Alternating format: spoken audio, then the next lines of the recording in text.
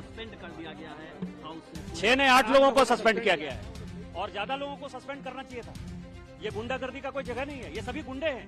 आज आप समझिए कि उन्होंने क्या किया, टेबल पर कूद कर जो वहाँ के अधिकारी हैं, जो कर्मचारी हैं, जो लोकसभा सेक्रेटेरिएट में पक्ष और विपक्ष दोनों को सहयोग करते हैं, आप उनको डरा रहे हैं, धमका रहे हैं, आप उनको जो है टेबल पर कूद रहे हैं, आप स्पीकर के ऊपर जो है लाठी डंडा की तरह जो है कागज फेंक रहे हैं, मिट्टी फेंक रहे हैं।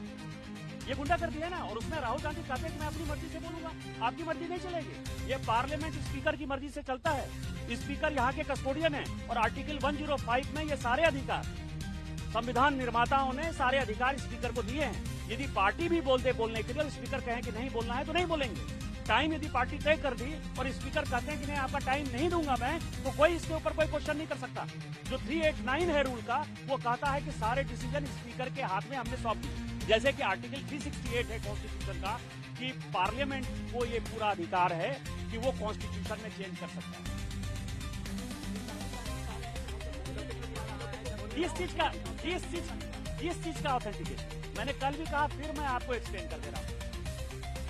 जनरल थिमैया किताब लिखना चाहते थे, जनरल करियप्पा किताब लिखना चाहते थे, जनरल कौल किताब लिखना चाहते थे, जनरल मानिक साव किताब लिखना चाहते थे। नहीं तो अभी उदाहरण है, जनरल वीके सिंह ने भी किताब लिखी। ये जितने किताब हैं, ये किताब जनरल थिमैया का, जनरल करियप्पा का, जनरल मानिक साव का, जनरल कौल का कांग्रेस ने नहीं लाने दिया।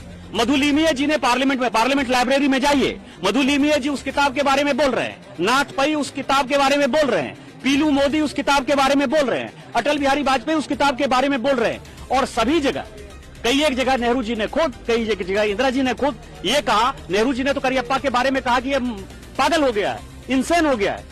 और इस तरह की कोई किताब कभी जीवन में आई नहीं। दूसरा क्या है कि एक्सप्रेशन, जो फ्रीडम ऑफ स्पीच है, जिसमें कि आप एक्सप्रेस कर सकते हो अपनी बातों को, उसने कहा है आर्टिकल 2, 3, 4, 5, 6 पढ़ लीजिए। वो ये कह रहा है कि यदि कोई लॉ एग्जिस्ट करता है नेशनल सिक्योरिटी का, फ्रेंड नेबरिंग कंट्रीज का, तो इसके ऊपर ये नियम लागू नहीं होता है। इवन 105 में भी ये राइडर दिया गया है। आर्मी एक्ट 1954 ये कहता है कि कोई भी जनरल किताब नहीं लिख सकता है, या यदि वो चेयर पर है। दूसरा 2021 का जो पेंशन नियम है, जो हमने ऑर्डर, एग्जीक्यूटिव ऑर्डर है, उसके आधार पर भी कोई भी किताब लिखने के लिए आपको भारत सरकार से परमिशन की आवश्यकता है। यही कारण है कि वीके सिंह साहब बहुत चीजें एके एंटनी के बारे में लिखना चाहते थे। वीके सिंह साहब मनमोहन सिंह जी के बारे में लिखना चाहते थे, क्योंकि आपको पता है कि उनके ऊपर आरोप था कि उन्होंने चढ़ाई कर दिया था, वो प्रधानमंत्री बनना चाहते थे, मार्शल लॉ लागू होना चाहता था। लेकिन भारत सरकार ने, वो हमारे सांसद थे, वो हमारे मंत्री थे, तो भी भारत सरकार ने उन सारे पेपर को लिखने की इजाजत जनरल वीके सिंह को नहीं दी।